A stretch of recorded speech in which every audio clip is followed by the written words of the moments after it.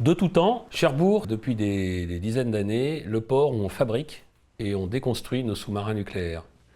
Donc depuis des décennies, nous nous entraînons, la marine, la DGA, l'industriel, à réagir face à un incident ou un accident nucléaire.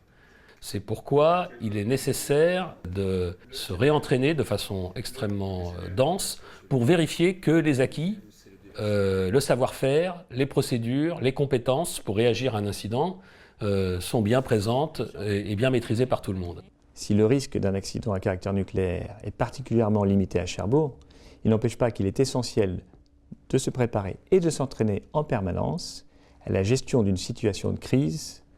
Et Cherbourg est en train actuellement de voir la construction du sous-marin nucléaire d'attaque de nouvelle génération, le Suffren, qui sera le premier de la classe des Barracuda. Il est important de souligner que toutes les activités à caractère nucléaire qui sont menées dans le port de Cherbourg sont réalisées dans le cadre d'un référentiel de sûreté très strict.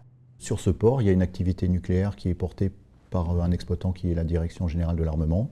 Et donc, par rapport à cette activité nucléaire, mais comme pour toutes les autres activités, moi j'ai un rôle de coordination et de maîtrise de l'ensemble de cette activité en tant que patron du port. Alors, en cas d'incident ou d'accident nucléaire, j'ai la responsabilité de mettre en œuvre les opérations de secours. Et j'ai pour ça un certain nombre de services, de moyens, qui vont des pompiers jusqu'à des gendarmes et des fusiliers qui vont circonscrire des zones, un service de surveillance radiologique qui va faire des prélèvements, qui va faire du confinement de zone, la diffusion de l'information également. Pour ce faire, autour de moi, j'ai des équipes, j'ai un expert en sécurité nucléaire, et cette activité de secours, elle va de l'extinction d'un feu à peut-être gérer des accidents de la route et puis gérer des blessés, décontaminer des gens sur des postes de décontamination, puis à les aiguiller vers des centres de santé plus élaborés. Bref, toute cette organisation, elle est commandée et organisée à partir du PC de commandement qu'on appelle le PCSN, PC de commandement de sécurité nucléaire. La DGA à Cherbourg est responsable de la construction des sous-marins à propulsion nucléaire et du retrait du service actif des sous-marins, de leur démantèlement de la partie nucléaire et de la déconstruction des coques. Une zone est située au nord de la base navale, la zone dite du Homé. Une zone est située au sud de la base navale, la zone dite Cachin.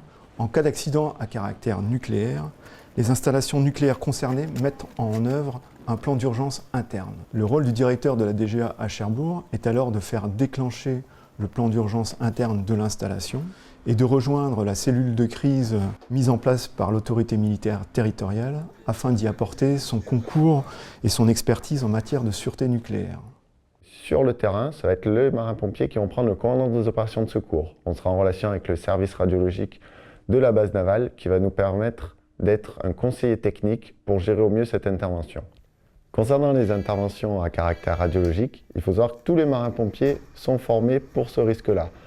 On fait également énormément d'exercices spécifiques pour le risque radiologique. Lorsque c'est une intervention sanitaire à caractère radiologique, on a des tenues qui sont à usage unique pour protéger notre personnel et on a également une bâche de protection qui va permettre en fait à la victime d'être prise en charge et d'éviter de contaminer que ce soit l'ambulance ou les intervenants et le milieu extérieur. On va retrouver notamment des appareils pour mesurer la contamination au niveau de l'air ambiant, mais également la contamination du personnel. Ça va nous permettre de déterminer par exemple des zones d'exclusion, des zones de contrôle, auxquelles on va limiter les accès pour les réserver seulement aux intervenants. Le SSR assure aussi l'assurance en temps réel radiologique du port militaire via le système de surveillance nucléaire de la marine. Ce système est doté de plusieurs balises disposées dans tout le port militaire qui permet de connaître en temps réel le niveau de radioactivité. C'est un peu plus ou moins un système d'alarme radiologique. Le service de surveillance radiologique intervient principalement en cas d'incident ou d'accident sur la zone pour assurer un balisage, assurer des mesures sur le terrain, d'équiper les gens qui vont intervenir sur la zone du sinistre. Donc ça c'est corrélé en fait avec des données météo et ça permet en fait, et c'est couplé après un système de modélisation qui permet en temps réel d'avoir des plumes de nuages qu'on pourrait appeler radioactifs. Le laboratoire de sciences radiologiques, quant à lui, assure la science radiologique en temps différé, dont le principe est de prélever dans l'environnement, donc atmosphérique, maritime et terrestre, différents échantillons pour connaître le niveau de radioactivité. Cette surveillance se fait sur les 10 km autour du port militaire. Vous avez vu toutes les équipes qui agissent pour intervenir lors d'un incident. Toute la difficulté, c'est de les coordonner et de faire en sorte que leur action soit efficace tout ensemble et de créer de la synergie.